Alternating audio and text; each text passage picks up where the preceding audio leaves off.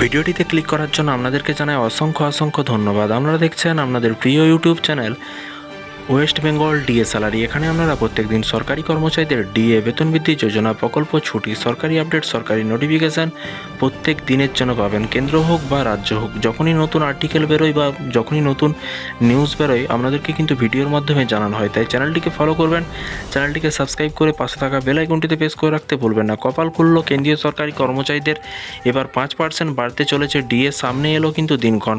কি বলা হয়েছে চলুন দেখে নিই। একজন নতুন বছরের শুরু থেকে একের পর এক সুখবর পেয়েছে কেন্দ্রীয় সরকারি কর্মচারীরা। কিছুদিন আগেই সরকারি কর্মচারীদের মহার্ঘ ভাতা অর্থাৎ ডিএ বৃদ্ধি করেছে কেন্দ্র সরকার। ফের এক দফায় কিন্তু 4% হারে ডিএ বৃদ্ধি করা হয়েছে। আগে কিন্তু 46% হারে ডিএ পেতেন সরকারি কর্মচারীরা, সাম্প্রতিক তা বেড়ে হয়েছে 50%।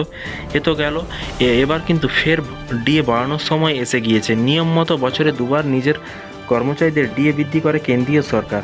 জানুয়ারিতে মহার্ঘ ভাতা 50% পেয়েছে এবং জুলাইতে ফের কিন্তু বাড়বে ভাতা। এবার 4% নাকি 5% বাড়বে, সেই নিয়ে কিন্তু তুঙ্গে উঠেছে জল্পনা। তবে ইতিমধ্যে একাধিক রিপোর্টে দেখে মনে করা হচ্ছে জুলাই মাসে কেন্দ্রীয় সরকারি কর্মচারীদের মহার্ঘ ভাতা 1 লাফে 5% বাড়ানো হতে পারে। তবে শেষ দুবার 4% করে ভাতা বাড়বে। অনেকের রিপোর্টে দাবি করা হচ্ছে এবারে 4% ডিএ বাড়ানো হবে, যদিও সবটাই জল্পনা, কারণ এখনও পর্যন্ত কেন্দ্রীয় সরকারের তরফে এই বিষয়ে কিছু জানানো হয়নি।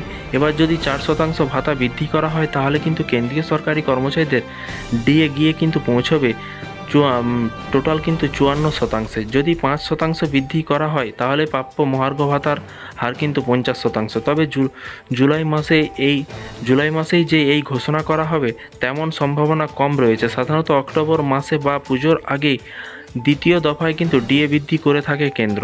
এরই পাশাপাশি তবে কেন্দ্রীয় সরকারি কর্মচারীদের জন্য খারাপ খবর আসতে পারে। জানুয়ারিতে মহার্ঘ ভাতা 50%তে পৌঁছেছে। মনে করা হচ্ছিল যে এর পরে কিন্তু মহার্ঘ ভাতা শূন্যতে নামিয়ে আনা হবে। একাধিক রিপোর্ট সহ কর্মীদের পক্ষ থেকে দাবি করা হচ্ছিল মহার্ঘ ভাতা 50%-এর বেশি হয়ে গেলে কিন্তু তা বেসিক পের সঙ্গে যুক্ত হয়ে যাবে। তবে আপাতত তেমন কোনো সম্ভাবনা নেই বলেই কিন্তু জানা যাচ্ছে। সরকারের তরফে এই ধরনের কোনো সুপারিশ আপাতত বিবেচনা করা হচ্ছে না, অর্থাৎ ডিএ শূন্যে নামানো যাবে না বলেই কিন্তু মনে করা হচ্ছে বিশেষজ্ঞরা। তো ফ্রেন্ডস, বিষয়টি বুঝতে পারছেন। এই ছিল আজকে একটি ছোট্ট আপডেট। এই ধরনের প্রতিদিন সরকারি কর্মচারীদের লেটেস্ট আপডেট পেতে চ্যানেলটিকে ফলো করবেন, চ্যানেলটিকে সাবস্ক্রাইব করে পাশে থাকা বেল আইকনটিতে প্রেস করে রাখবেন পরবর্তী নেক্সট আপডেট পাওয়ার জন্য। ভালো থাকবেন, সুস্থ থাকবেন এবং নিজের খেয়াল রাখবেন। Thank you.